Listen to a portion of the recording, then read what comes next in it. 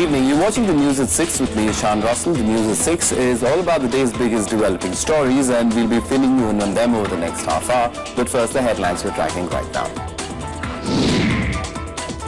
Jayalalitha is back at the helm in Tamil Nadu, sworn in for the 5th time as the state's chief minister.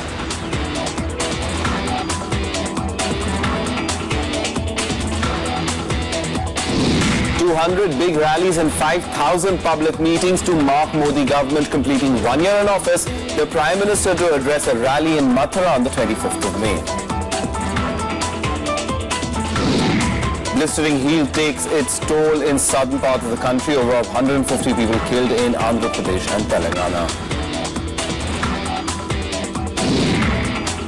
Ireland looks headed to legalize same-sex marriage. Early vote counts show strong support for the measure.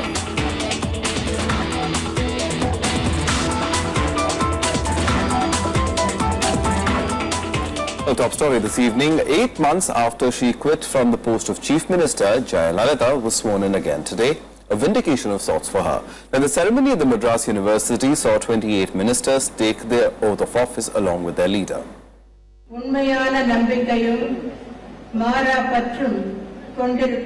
new beginning once again for J. Jayalalitha.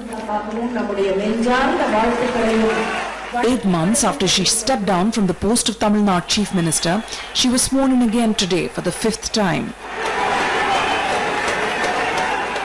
A day after her team of MLAs voted her as their legislator party leader and O. Paneerselvam stepped down from the post of CM, Jayalalitha took charge of the state that she had won with a landslide margin in 2011. Jayalalitha retained most of the old hands who were part of her council of ministers when she was chief minister during 2011-14. This includes Paneerselvam as finance minister, Natham R. Vishwanathan, R. Vaithilingam, Edappadi K. Palaniswamy and P. Mohan. The ceremony held at Madras University, the same venue for her 2011 swearing-in, was attended by the movers and shakers of Tamil Nadu. Superstar Rajnikant, actor Sharat Kumar and ICC President N. Srinivasan, among others. Jaya's main political opponent, the DMK, has been virtually silenced after the court verdict that acquitted AIADMK chief in the 19-year-old disproportionate assets case.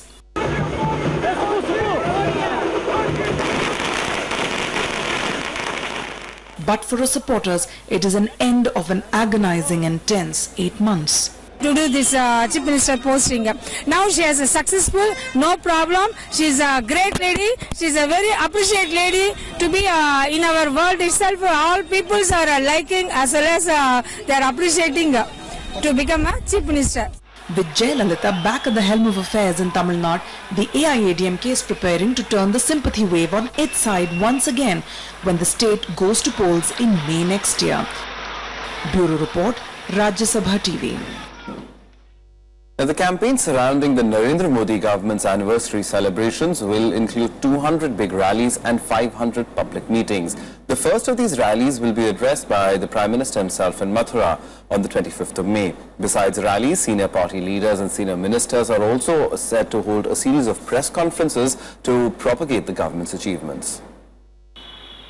There's a special reason behind choosing Mathura as the city to begin this campaign.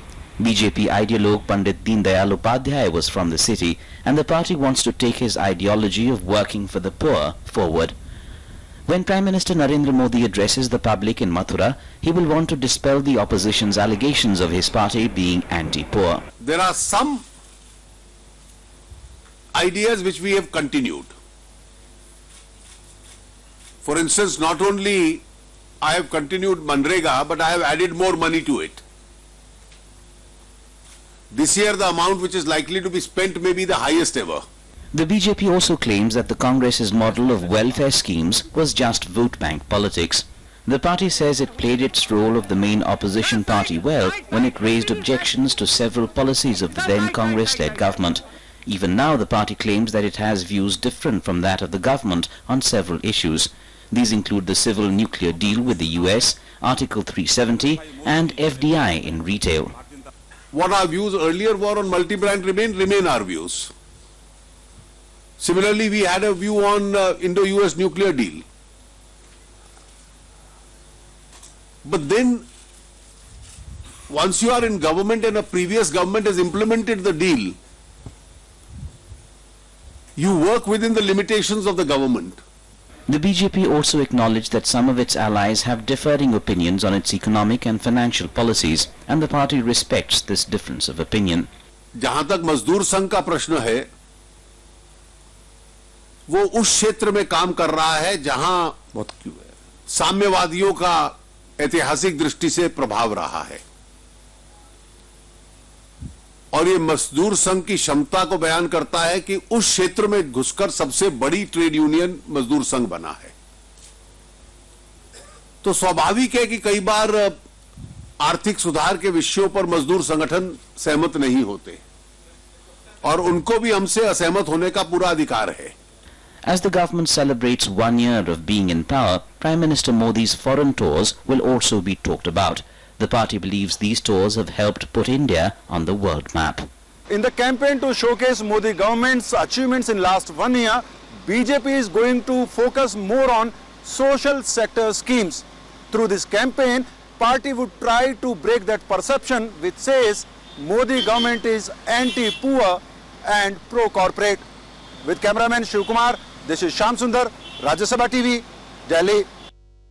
Let's go across to our correspondent Shyam Sundar, who's been keeping a track of the story for us. Shyam, a lot of expectations and management of expectations is what has turned out to be the priority, it seems, for the Narendra Modi government after 1 year. And in terms of managing those expectations, this big outreach program.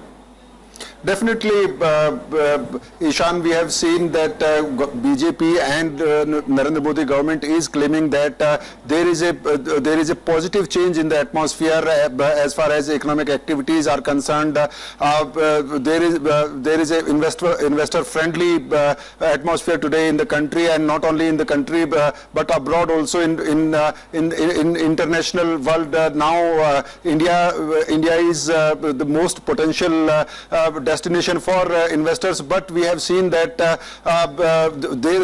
are claims, but as far as policies are concerned, we have seen the parliament from land bill to GST and many other steps, they have to still clear the parliament hurdle, and opposition is quite aggressive. So BJP can claim that they are working for employment generation and for manufacturing, and they can showcase Make in India program, but on the ground things have to be seen, because it will take some time. Investment is not coming, though there are many efforts to make single window clearance and environment clearance are made easy, but still there is a feeling that till the time parliament does not clear the most of the bills related to economic reforms, investment in India will not be safe. So on that front, government is on defensive, and there is a serious allegation from the opposition that this government is rolling back social sector schemes.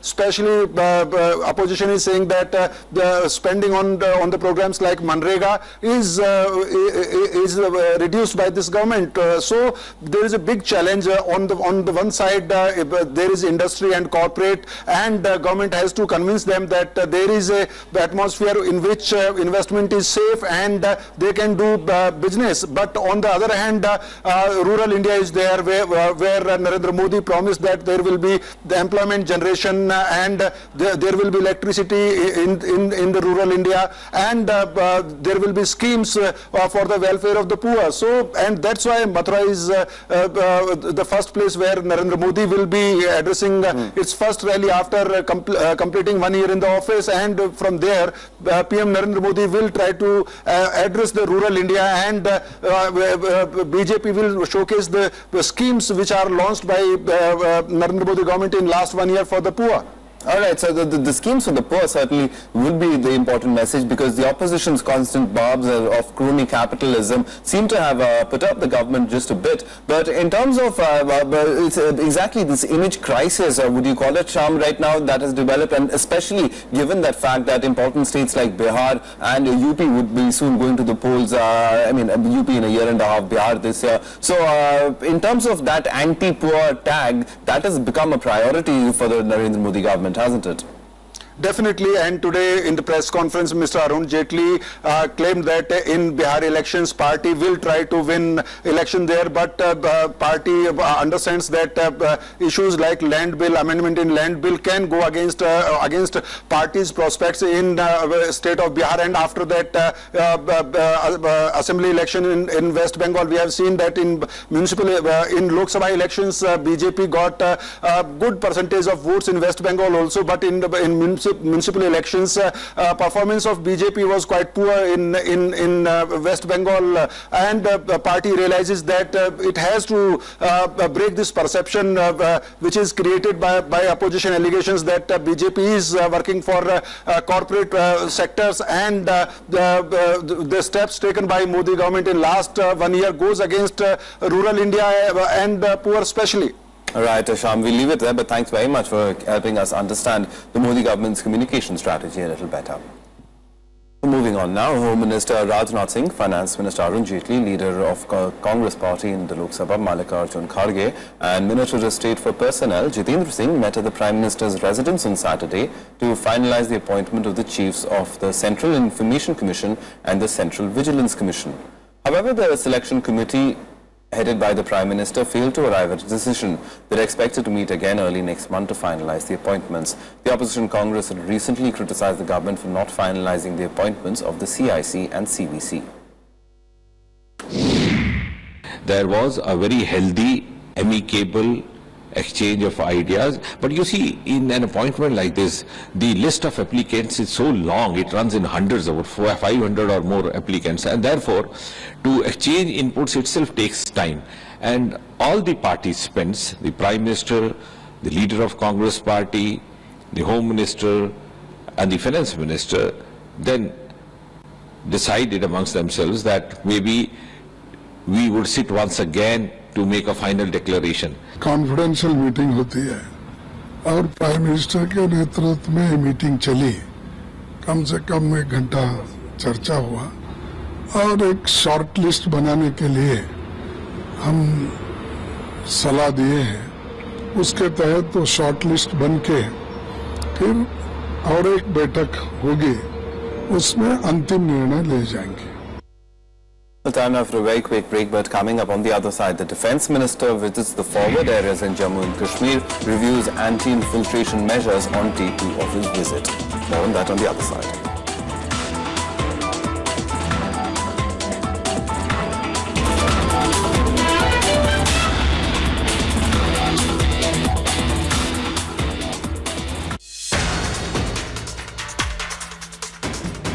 Jayalalithaa 5वीं बार बनी मुख्यमंत्री।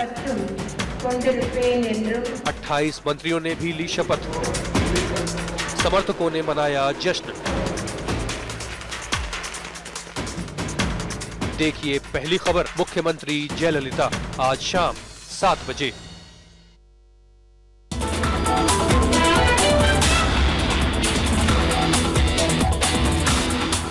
Welcome back. You're watching the news at 6. Now, Defence Minister Manohar Parrikar is on a 2-day visit to Jammu and Kashmir. This is Parrikar's first visit to the region as Defence Minister. On the second day of his visit, the Defence Minister visited the forward areas along the LOC in Hamirpur battalion sector to review the security situation. He also reviewed the anti-infiltration measures in the Rajouri Poonch sector of Jammu and Kashmir. Parrikar was accompanied by Army Chief General Dalbir Singh Sohag, Northern Command Chief Lieutenant General D.S. Huda and 16 Corps Commander Lieutenant General K.H. Singh. Parrikar interacted with the troops on the LOC and appreciated them for their constant alertness on the border.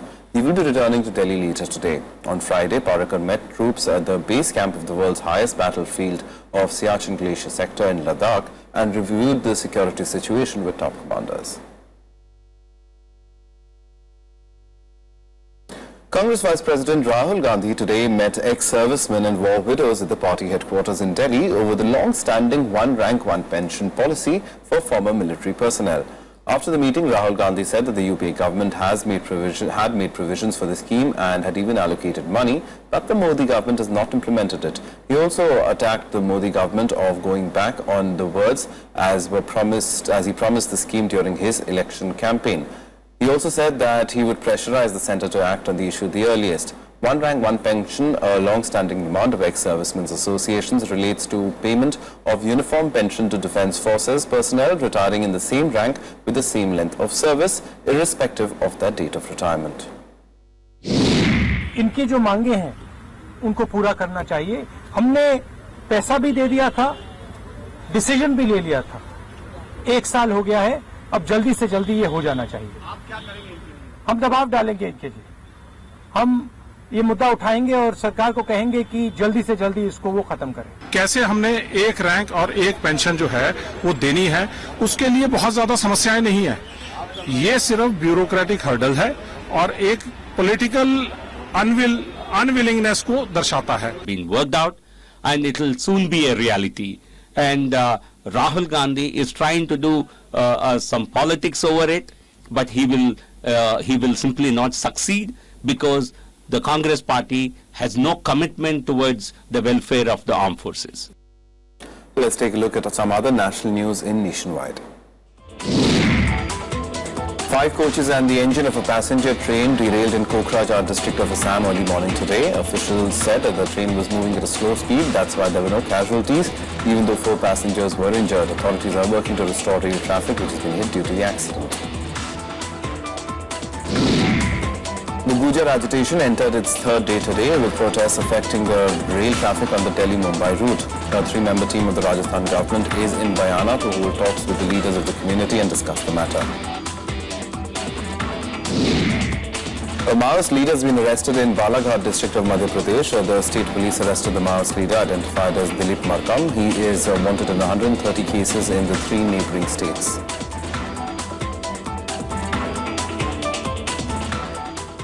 A searing heat continues to intensify across the country, with the mercury maintaining its upward trend. With temperatures crossing the 45-degree mark in several states of southern India, people are reeling under the intense heat wave conditions. The scorching heat wave has so far claimed more than 150 lives in the twin states of Andhra Pradesh and Telangana in just the past 3 days. A blistering heat wave continues unabated in large parts of southern India as temperatures hover at around 47 degrees Celsius.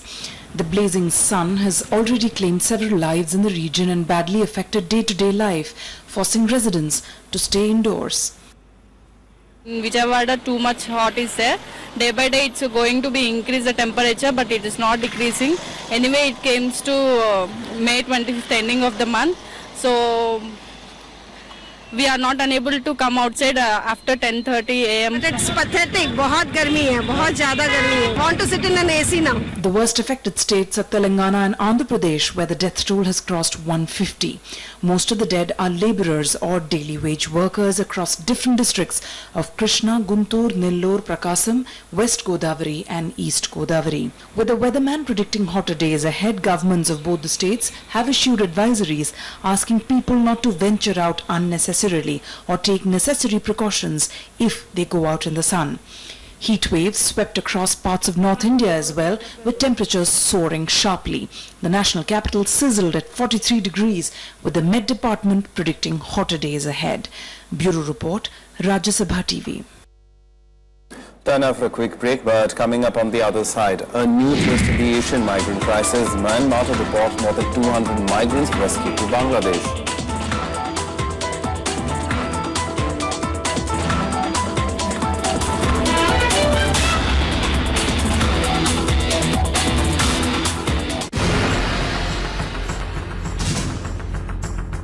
Modi सरकार का 1 साल, देश भर में होंगी रैलियां और जनसभाएं,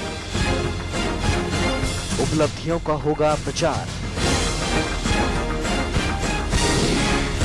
देखिए पहली खबर, सरकार का 1 साल, आज रात 8 बजे।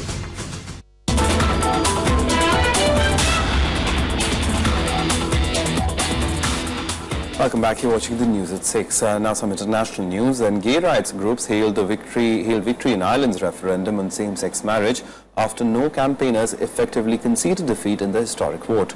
This makes Ireland the only country in the world to legalize gay marriage by a national vote. Catholic think tank the Iona Institute, which spearheaded the No campaign, conceded defeat in the national referendum on legalizing same-sex marriage in Ireland. The Yes Equality group, the driving force behind the Yes campaign, said the referendum would inspire other countries to pursue and secure true equality. See, I can't conceive of a world where this vote doesn't pass, so I just think at any point in history, change which is more progressive and more inclusive can really help the people of a country. So I think this would be great for, like, you know, national mood. For the first time, if this passes, it'll mean an Ireland where people who have felt discriminated in the past will feel included and equal in our society, so it will be a big thing. Legalizing gay marriage is a seismic change in the traditionally Catholic Republic where homosexuality was illegal right until 1993. Abortion remains prohibited except where the mother's life is in danger even now. All of Ireland's main political parties, including the Conservatives, supported the vote. Polling stations recorded a high voter turnout than usual, with voting levels in cities like Dublin, Limerick and Waterford over 60%. The youth turned out in large numbers across the country, signalling the change has come with the generation. The Yes vote makes Ireland the 19th country in the world to legalize gay marriage and the 14th in Europe. Bureau Report, Rajya Sabha TV.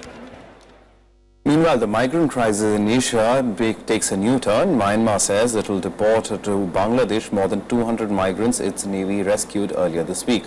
Myanmar has rejected reports of being the source of thousands of migrants fleeing to Malaysia and Indonesia, saying they come from Bangladesh. The UN, meanwhile, has called for a priority to saving lives. Here's a report. They were brought back to shore in the thick of the night. People Myanmarese officials say are Bangladeshi nationals who had set sail for Indonesia. On Friday, the country's navy said it had carried out its first rescue of a migrant boat, finding scores of bare-chested men crammed into the hull of a wooden fishing vessel and taken to shore. All 208 migrants are to be returned to Bangladesh, with a stress on the rejection of Myanmar being the source of Rohingyas fleeing the country. Zorte, the director in the presidential office, said, and I quote, "We are giving humanitarian assistance to them. After that, we will deport them back to the relative country. We have made contact with Bangladeshi border officials on the ground regarding the arrived persons." The crisis has taken on gigantic proportions over the last few weeks, with over 8,500 people, including women and children, believed to be in the Andaman Sea on overcrowded boats in dangerous and torturous conditions. Earlier this week, Malaysia and Indonesia, where these people are headed, had agreed to launch search operations and offer at least temporary refuge. The UN Secretary General called for a humanitarian approach. It's important to save human lives. Whatever the reasons may be when they are out onto sea, their life is endangered. Therefore, I have been urging all the leaders in the region to first of all, search and rescue and provide the life-saving assistance, humanitarian assistance, and discuss how they could settle this matter, resettlement, reintegration. The rescue by the Myanmar Navy comes as fears grow of migrants stuck at sea at a time when the dry winter months are about to give way to the regional monsoon. As Bangladesh and Myanmar quarrel over ownership of these migrants, the crisis itself shows no signs of abating. Bureau Report, Rajya Sabha Television. 43 people are reported killed in a fierce gun battle in Mexico last night. The 3-hour-long armed face-off between government forces and a drug cartel took place at a ranch in western Mexico state of Michoacan. The encounter is said to be among the bloodiest shootouts in a decade of gang violence that has rocked the country.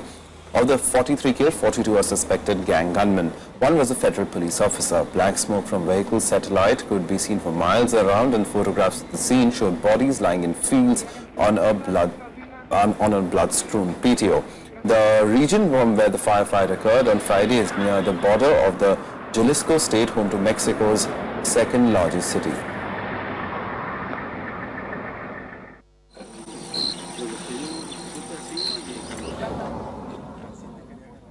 Some more international news and global buzz now. The Islamic State group has claimed responsibility for the suicide bombing at the Shia mosque in Saudi Arabia that killed at least 21 people. The claim was posted on Twitter with an image of the bomber by an account that is considered a reliable source on the group. The attack in Saudi Arabia's eastern province is the first to be claimed by the Saudi branch of the IS, which was formally established in November last year. IS had previously threatened to attack Shia Muslims in Saudi Arabia. Dozens of students were arrested in Thailand for holding protests during their first anniversary of the May 2014 coup. Despite prohibitions imposed by the army, many Thais have called for the restoration of democracy in the country. They consistently demand the return of free media, open elections and civilian rule. After the coup last year, the army controlled the media and banned protests, including the gathering of 5 or more people in public places. More than 3,000 Burundian refugees in Tanzania have been reported to have contracted cholera. According to the UNHCR, a cholera epidemic has taken hold of the camps sheltering Burundian refugees. The epidemic has claimed at least 33 lives so far. The UN Refugee Agency said it was launching an appeal with its partners for $207 million to fund a plan until September which would protect the refugees. And all the sporting action now in Sports Beat. Football club Mohun Bagan will take on the Resurgence Sporting Club de Goa in the penultimate round of the football tournament at the Vidyasagar Thirangan in Barasat today. The Green and Maroon Brigade are back in the lead after their win over Royal Wahindo as they push defending champions Bengaluru to second spot on goal difference. Meanwhile, Bengaluru will face Dempo in Goa in a late kickoff, so the defending champions will have their added cushion in making it imperative for Mohun Bagan to go on for 3 points. Indian boxers continue to dazzle in Doha International Tournament with 5 of them advancing to the finals of the event. Commonwealth silver medalist L. Devendra Singh got a walkover into the summit after his Qatar rival was declared medically unfit. He was later joined by Gaurav Viduri, Shiva Thapa, Manish and Manoj Kumar. Viduri defeated another from Qatar, Mustafa, 3-0, while Shiva outpunched Bilal from Tunisia by a similar margin. More than 200 participants from 17 regions of Russia gathered in Moscow for an annual celebration of para-sport at the recently opened Paralympic House. The festival was organized, officially opened by Pavel Roskov, Chief de Mission for Russia at the next year's Paralympic Games in Rio de Janeiro, team coach and vice president of the Russian Paralympic Committee. Those who attended Parafest had the chance to compete in powerlifting, arm wrestling and checkers.